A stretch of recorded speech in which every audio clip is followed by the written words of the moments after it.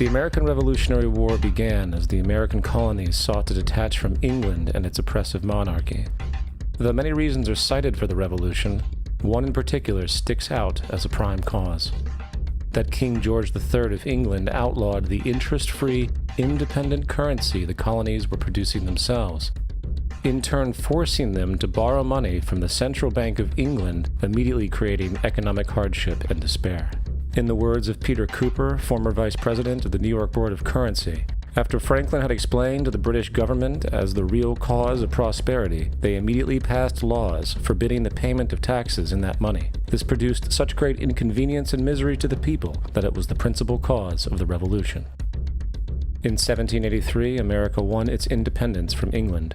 However, its battle against the central bank concept and the corrupt, power-hungry mentality associated with it had just begun. So what is a central bank? A central bank is an institution that issues and regulates the currency of an entire nation. Based on historical precedent, the typical powers inherent in central banking practice include the control of interest rates and the expansion and contraction of the money supply itself. Now, the central bank does not simply issue money to the government, it loans it to them with interest. Then, through the mechanisms of increasing and decreasing the supply of money, the central bank essentially regulates the value of the currency issued. It is critical to understand that the entire structure of this system could only produce one thing in the long run: debt. It doesn't take a lot of ingenuity to figure this scam out. For every single dollar produced by both the central bank and its regulated commercial banks is loaned at interest. That means every dollar produced is actually the dollar plus a certain percentage of debt based on that dollar. And since the banking system has the monopoly of the production of the currency, and they loan each dollar out with an immediate debt attached to it, where does the money to pay for the debt come from?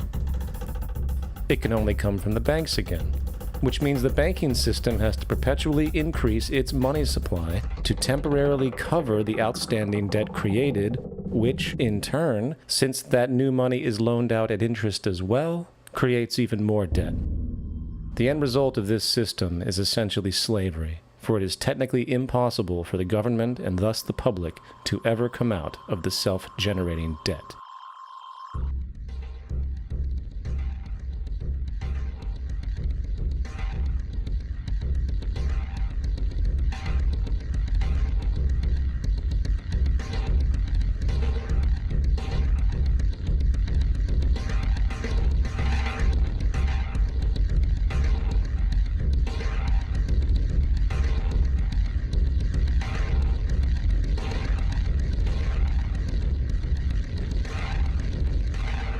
By the early 20th century, the U.S. had already implemented and removed a few central banking systems, which were maneuvered into place by ruthless banking interests.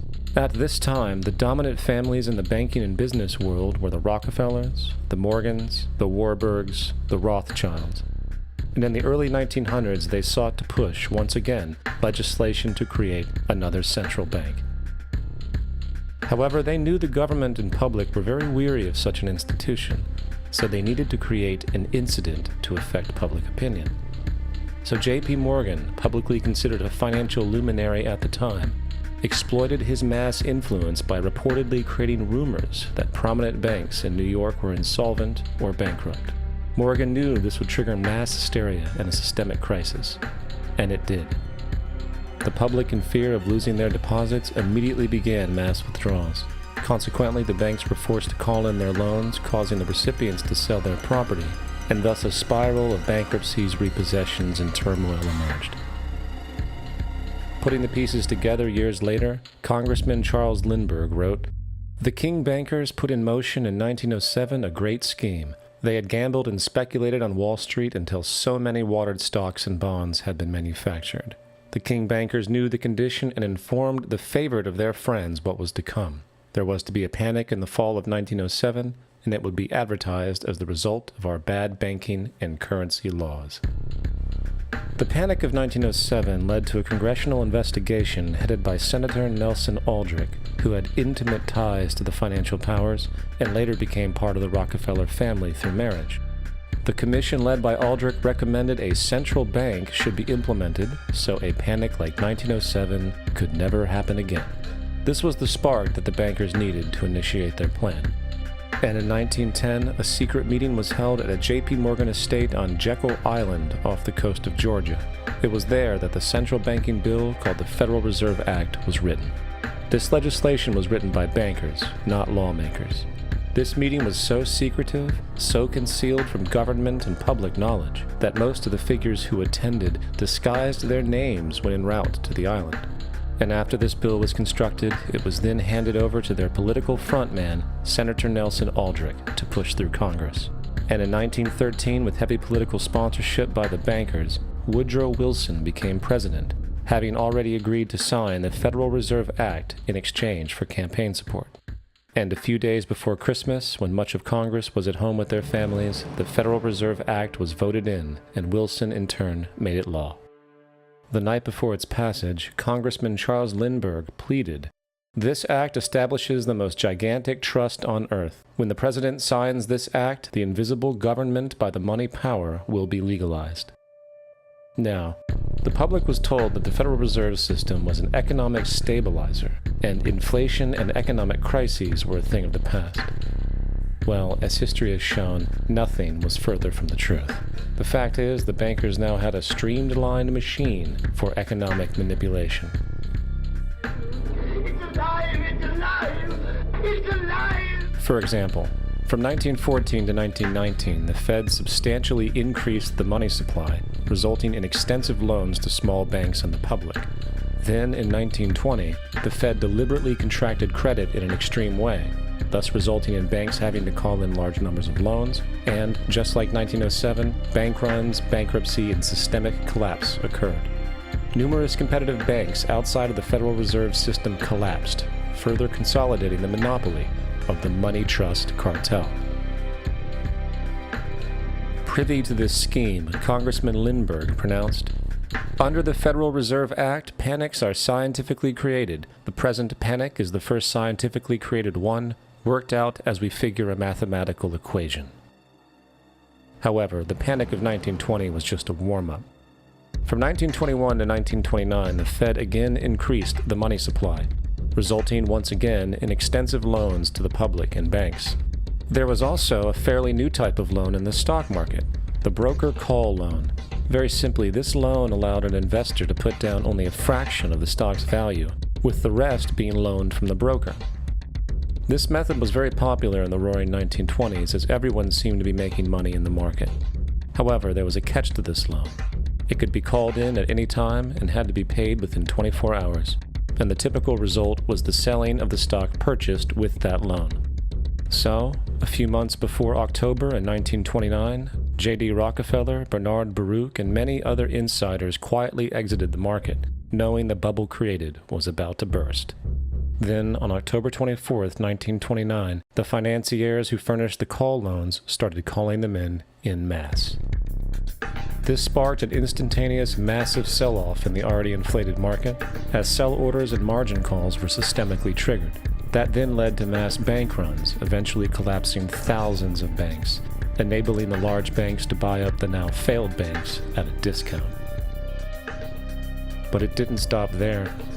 Rather than expanding the money supply in order to recover from this economic collapse, the Fed actually contracted it, fueling one of the largest depressions in American history.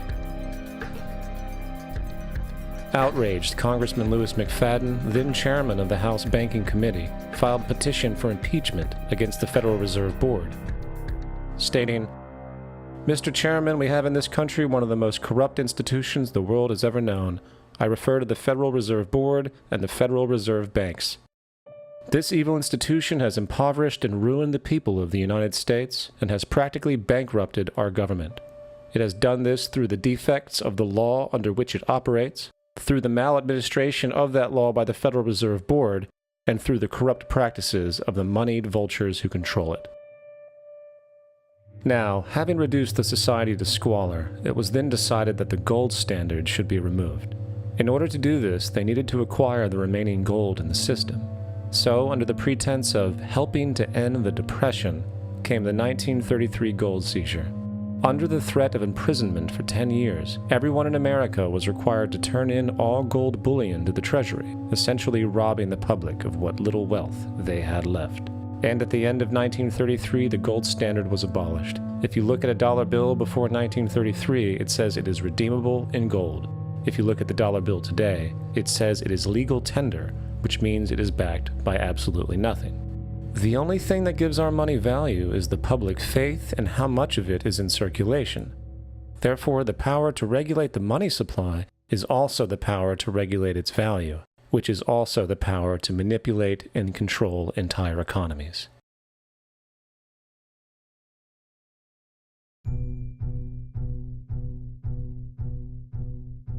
It is important to clearly understand the Federal Reserve is a private corporation. It is about as federal as Federal Express. It makes its own policies and is under little regulation by the U.S. government. It is a private bank that loans all the currency at interest to the government, completely consistent with the central banking model that the country sought to escape from when it declared independence in the American Revolutionary War. Now, going back to 1913, the Federal Reserve Act was not the only bill pushed through Congress for the vested financial interests. They also pushed its partner, the federal income tax. First of all, the federal income tax is completely unconstitutional, as it is a direct, unapportioned tax, and the required number of states needed in order to ratify the amendment to allow the income tax was never legally met, and this has even been cited in modern court cases.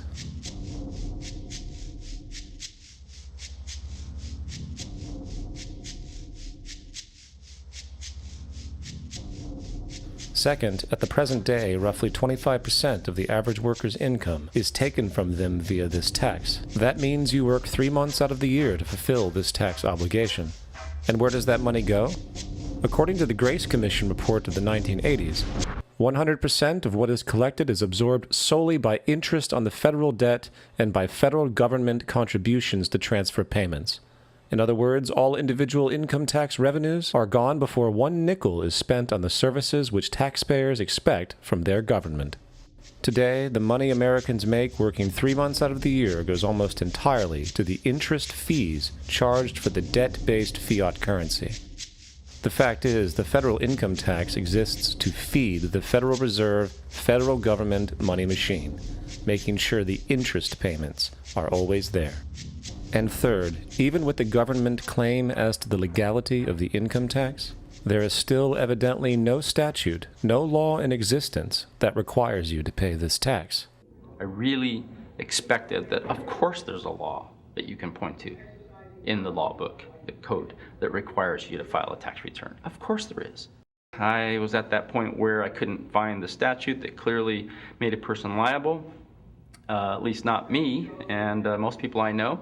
And I had no choice in my mind except to resign. Based on the research that I did throughout the year 2000 and that I'm still doing, I have not found that law. I've asked Congress, we've asked a lot of people in the IRS commissioners, helpers.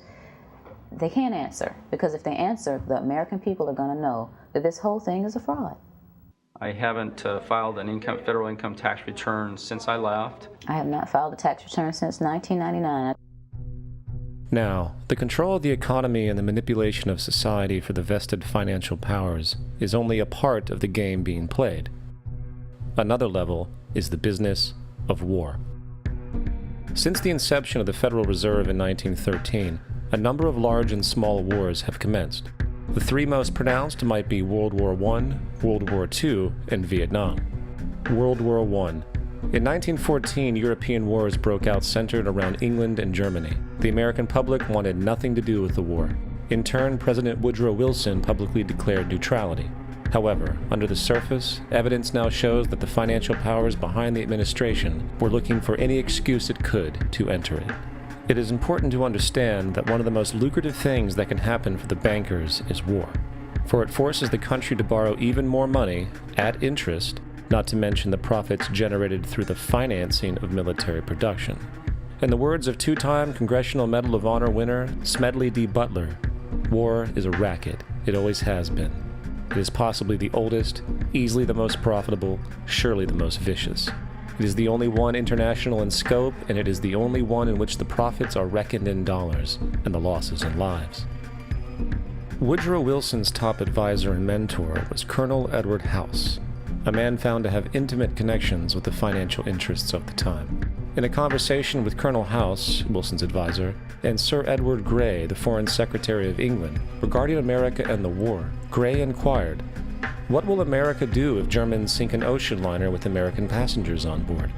House responded, "I believe that a flame of indignation would sweep the United States, and that by itself would be sufficient to carry us into war." So, on May 7, 1915, a ship called the Lusitania was sent where German military vessels were known to be. And, as likely expected, German U-boats torpedoed the ship, exploding stored munitions, killing 1,200 people. To further understand the obvious anticipation of this setup, the German embassy actually put advertisements in the New York Times telling people that if they boarded the Lusitania, they did so at their own risk, as such a ship sailing from America to England through the war zone would be liable to destruction. In turn, and as anticipated, the sinking of the Lusitania caused a wave of anger among the American population, and America entered the war a short time after. Major General Smedley D. Butler summarizes the monetary reality of World War I.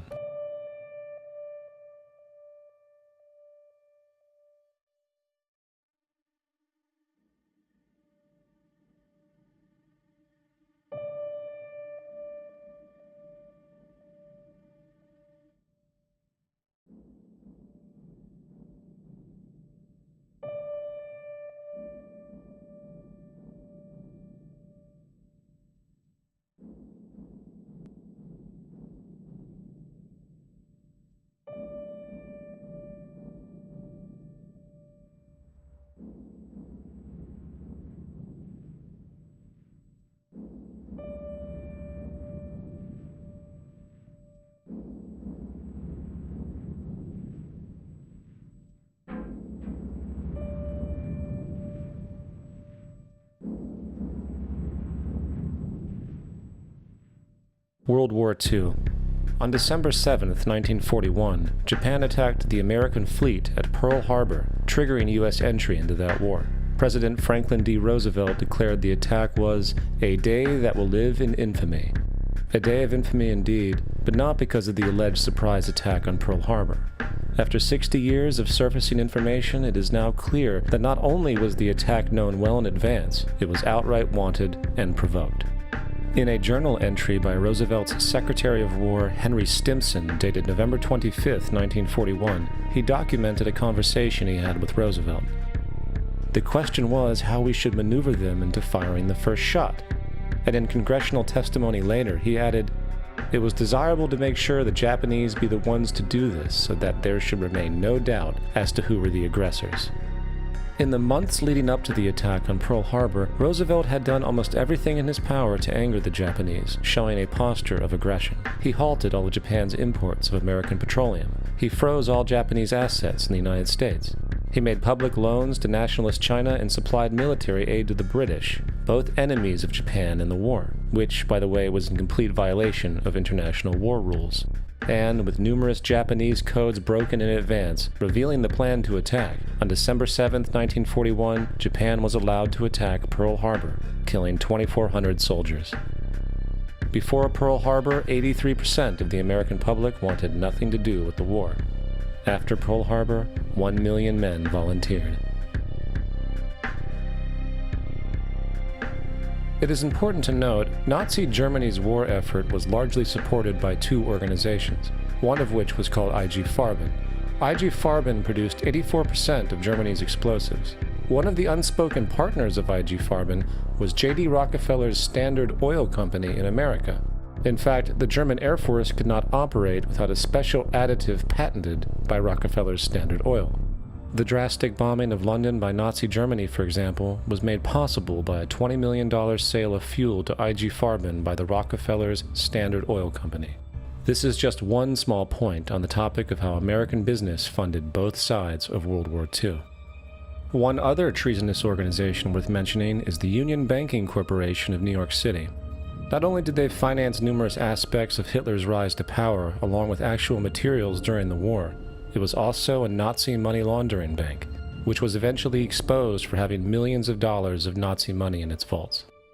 The Union Banking Corporation of New York was eventually seized for violations of the Trading with the Enemy Act. Guess who the director and vice president of the Union Bank was? Prescott Bush, the father and grandfather of former U.S. Presidents George W. Bush and George H.W. Bush. Vietnam. The United States' official escalation and entry into the Vietnam War came after an alleged incident involving 2 U.S. destroyers being attacked by North Vietnamese PT boats in the Gulf of Tonkin. This is known as the Gulf of Tonkin Incident. This situation was the catalytic pretext for massive troop deployment and full-fledged warfare. One problem, however, the attack on the U.S. destroyers by Vietnamese PT boats never happened. Former Secretary of Defense Robert McNamara stated years later that the Gulf of Tonkin incident was a mistake, while classified documents released years later show that it was a farce, manipulated for the purposes of war. And once in the war, it was business as usual. In October 1966, President Lyndon Johnson lifted trade restrictions on the Soviet bloc, knowing full well that the Soviets were providing upwards of 80% of North Vietnam's war supplies. Consequently, the Rockefeller interests financed factories in the Soviet Union, which the Soviets used to manufacture military equipment and send to North Vietnam. However, the funding of both sides in this conflict was only one side of the coin. In 1985, Vietnam's rules of engagement were declassified. This detailed what American troops were and were not allowed to do in the war. It included such absurdities as North Vietnamese anti-aircraft missile systems could not be bombed until they were known to be operational. No enemy could be pursued once they crossed the border of Laos or Cambodia. And most revealing of all, the most critical strategic targets were not allowed to be attacked unless initiated via high military officials. Apart from these illogical limitations, North Vietnam was informed of these restrictions and therefore could base entire strategies around the limitations of the American forces. This is why the war went on for so long. And the bottom line is this: the Vietnam War was never meant to be won, just sustained. This war for profit and resources resulted in 58,000 American deaths and 3 million dead Vietnamese. So, where are we now? September 11th was the jumpstart for a hegemonic agenda, enabling the possibility of constant global warfare. It was a staged war pretext, no different than the sinking of the Lusitania, the provoking of Pearl Harbor, and the Gulf of Tonkin lie. In fact, if 9/11 wasn't a planned war pretext, it would be an exception to the rule. It has been used to launch 2 unprovoked illegal wars, one against Iraq and the other against Afghanistan. However, 9/11 was a pretext for another war as well. The war against you. The Patriot Act, Homeland Security, the Military Tribunals Act, and other legislations are all completely designed to destroy your civil liberties and protect those in power.